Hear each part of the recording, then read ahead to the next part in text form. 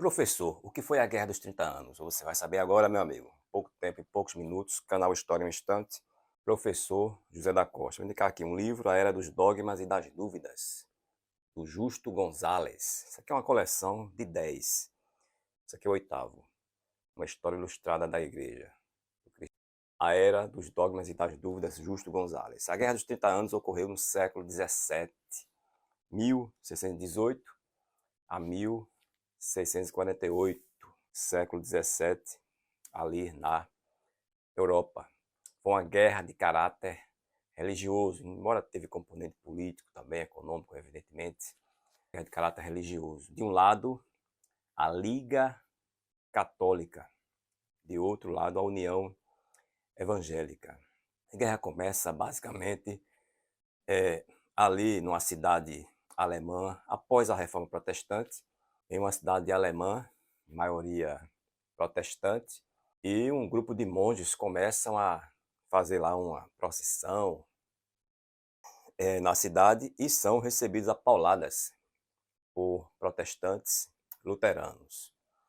Meses depois, a cidade é cercada por um nobre católico que queria impor o catolicismo aos luteranos daquela cidade. Em 1618, houve a Defenestração de Praga. O que é isso? Defenestração de Praga. Que palavrão é isso, professor? Defenestrar é agir com violência com alguém, empurrar alguém de algum lugar. No caso aqui, lançar da janela. Na cidade da Boêmia, Praga, nobres luteranos são lançados pela janela por nobres católicos, nobres luteranos lançam da janela alguns nobres católicos. A chamada Defenestração de Praga. Uma determinada reunião que havia nobres católicos e protestantes. Alguns protestantes lançaram pela janela, literalmente, alguns nobres católicos, que não morreram, mas ficaram feridos. Por sorte, caíram lá próximo a um monte de lixo, coisa assim. E de um lado temos aí a Alemanha católica, a própria Boêmia, aí entra na guerra Dinamarca, Inglaterra, mais ligada à União Evangélica, Dinamarca, Inglaterra, a Suécia, destaca-se a Suécia pelo seu rei chamado Gustavo Adolfo, que é conhecido na história como o rei tolerante. Durante a guerra, o exército do Gustavo Adolfo, ele é conhecido ali como um exército que não massacrava seus inimigos. Quando estivesse numa guerra, eles prendiam os inimigos e tratava os inimigos com bastante misericórdia e tolerância. Então, Gustavo Adolfo, aí, o rei sueco da época, século XVII, entra para a história como um rei tolerante. A guerra acaba em 1648, com a Paz de Westfália. Paz de Westfália.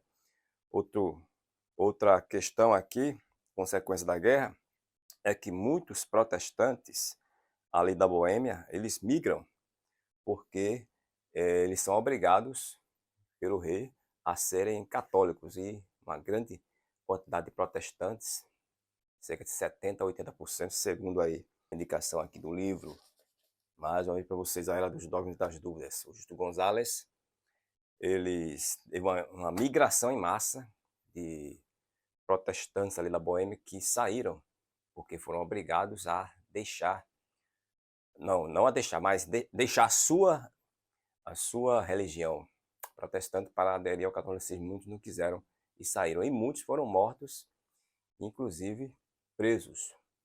Então foi guerra de religião. De um lado a União Evangélica, de outro a Liga Católica. Como disse o pensador Lucrécio Romano, a história humana está prostrada diante da maldade da religião. Infelizmente, muitas vezes a religião ela comete isto, a intolerância, o radicalismo e o fanatismo, o que não deveria ser assim, infelizmente. Então aí a Guerra dos 30 Anos, para você, professor José da Costa, compartilhe o vídeo, Estamos precisando que você compartilhe o vídeo, dê o like e ajude o canal a crescer. Você que já é daqui, que já segue e ouve nossos vídeos, sabe que o objetivo principal do canal é a difusão do conhecimento científico, histórico-científico com fontes seguras e se opor a qualquer tipo de negacionismo